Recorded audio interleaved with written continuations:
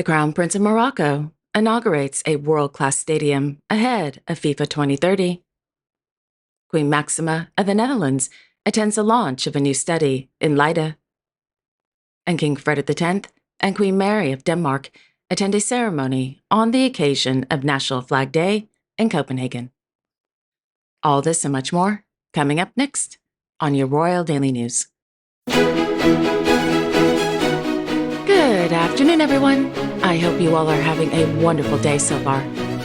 My name is Alexandra, and welcome to your Royal Daily News for Friday, September 5th, 2025. In Copenhagen, Their Majesties, King Frederik X and Queen Mary of Denmark presided over several events on the occasion of National Flag Day for the Danish Armed Forces. According to a statement from the Danish Defense, the purpose of National Flag Day for the Danish Armed Forces is to, quote, recognize and honor the people who are or have been deployed to a mission abroad, whether based on parliamentary, governmental, or ministerial decision. It pertains to the Danish Armed Forces, the Danish Emergency Management Agency, the Danish Police, the Danish Ministry of Foreign Affairs, and the Danish Health Service. The National Flag Day is a day when Denmark recognizes and shows respect for those deployed, who, through their efforts, help to ensure that Danes can live in safety and security. National Flag Day is a day to remember the fallen and to salute those deployed. National Flag Day is also a recognition of and thanks to the relatives of those deployed. They also carry their part of the burden of Denmark's international engagement. End quote. The day began with a commemoration ceremony at Castell, where Their Majesties placed a wreath at the foot of the monument to Denmark's international efforts since 1948. In the afternoon, Their Majesties attended a service at Holmen's Church in memory of those who lost their lives in service. The day ended with Their Majesties attending a parade at Christiansborg Slot Square for those deployed since Flag Day 2024, and a reception hosted by the Danish Parliament.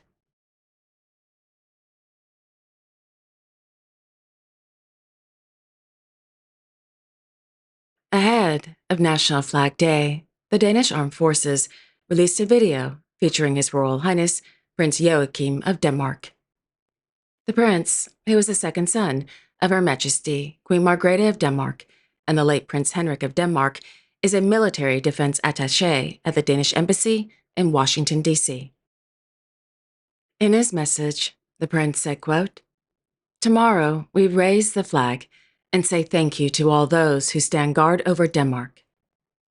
Because we live in a world where everything is in motion, one thing remains constant: gratitude towards those who put on the uniform and look after Denmark. On Friday, September 5th, we mark Flag Day for Denmark's expatriates. It is the day when we especially thank and recognize all those who, through international missions, have put themselves at risk to protect the kingdom and the values on which Denmark is built. So I call to everyone, raise the flag tomorrow on Flag Day as a visible sign of respect, recognition, and thanks to those who wear the Dannebrog out in the world. End quote. Prince Joachim of Denmark holds the rank of Brigadier General in the Danish Armed Forces.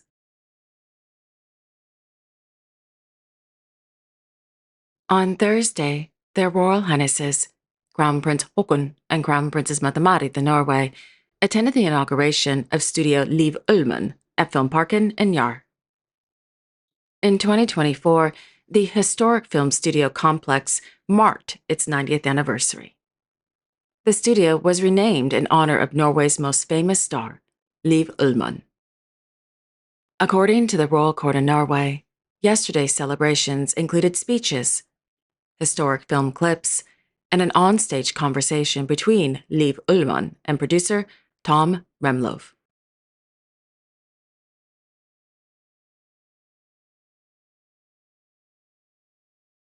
In Switzerland, Their Majesties, King Philippe and Queen Mathilde of the Belgians, His Royal Highness Grand Duke Henri of Luxembourg, and His Serene Highness Hereditary Prince Alois and Her Royal Highness Hereditary Princess Sophie of Liechtenstein attended the 21st edition of the informal meeting of the heads of state of German-speaking countries.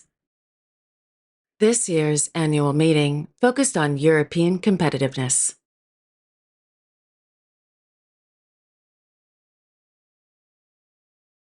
On Thursday, Her Majesty, Queen Maxima of the Netherlands, attended the official launch of a nationwide study by More Music in the Classroom on cultural education in Dutch primary schools, held at the University of Applied Sciences, Leiden. As honorary chair of More Music in the Classroom, the Queen joined researchers and teachers to discuss how cultural education is shaped in practice and its, quote, impact on students and society, end quote. According to RVD, during the event, the Queen listened to a speech by Professor Hedy Lehmann of New York University, who spoke about the status of arts education worldwide. The Queen also, quote, participated in 2 working sessions that explored international research and the role of cultural education in schools and local institutions, end quote. More Music in the Classroom was established in 2015 to promote music education for all primary school students in the Netherlands and the Caribbean part of the kingdom.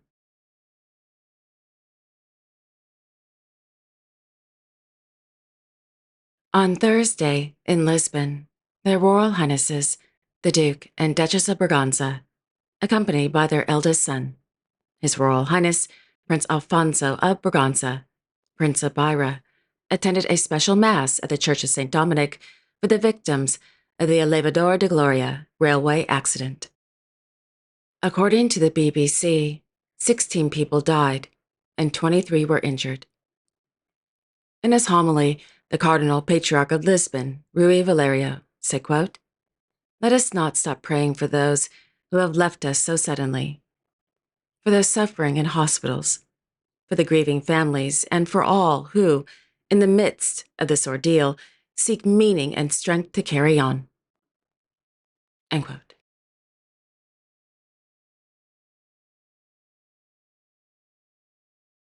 On Thursday, in Rabat, His Royal Highness, Crown Prince Moulay Al Hassan of Morocco, presided over the inauguration of the newly renovated Prince Moulay Abdallah Stadium. According to a press release, the renovation brings the venue up to, quote, FIFA 2030 standards and prepares Morocco for upcoming events, including the 2025 Africa Cup of Nations and the 2030 World Cup, end quote. The stadium now seats over 68,000 spectators and features a state-of-the-art hybrid grass pitch, the first of its kind in Africa, designed to improve performance, durability, and player safety. Inside, there are 110 boxes, 5 hospitality lounges with nearly 5,400 premium seats, and, quote, dedicated areas for people with reduced mobility, end quote. Journalists will also find a fully equipped media center.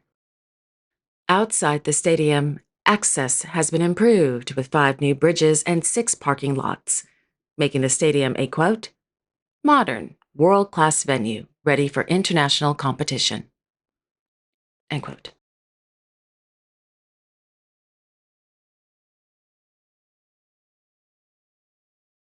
On Thursday afternoon, Their Royal Highnesses, the Prince and Princess of Wales, visited the Natural History Museum's newly transformed gardens in London. During the visit, the Prince and Princess met with children and young people participating in education programs focused on nature and biodiversity in urban areas.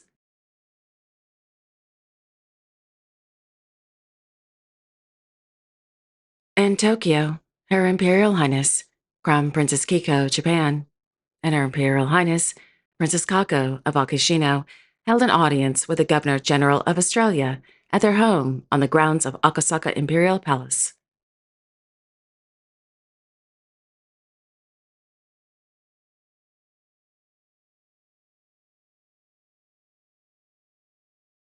And there you have it. Thank you all so much for joining me this afternoon. I really do appreciate it. Thank you. I will be back tomorrow on Saturday, September 6th, with all the latest royal news and events.